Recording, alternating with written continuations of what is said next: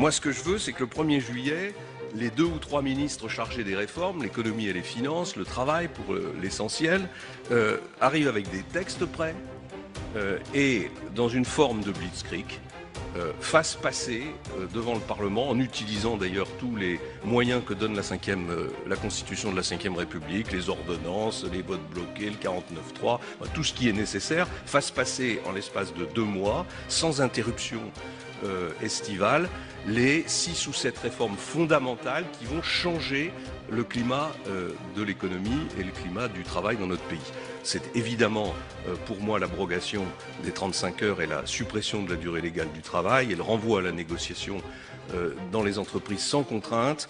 C'est le nouveau code du travail, c'est la réforme de la fiscalité du capital, fondamentale pour relancer l'activité économique dans notre pays, c'est la réforme de l'assurance chômage, c'est la réforme de l'apprentissage, et c'est les premières mesures d'économie sur le budget de l'État et sur le fonctionnement de l'État.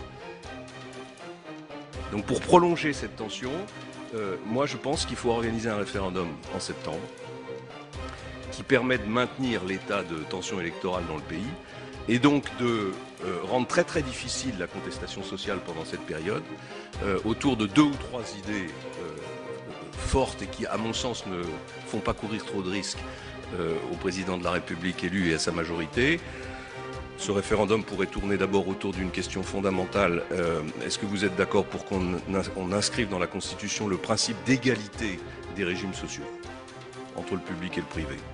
Inscrit dans la Constitution de la République française, ça rendrait ensuite absolument obligatoire et nécessaire la convergence des régimes sociaux. Deuxième question, est-ce que vous êtes d'accord pour fusionner les départements et les régions? Troisième question, est-ce que vous êtes d'accord pour supprimer un certain nombre de parlementaires, diminution du nombre de parlementaires?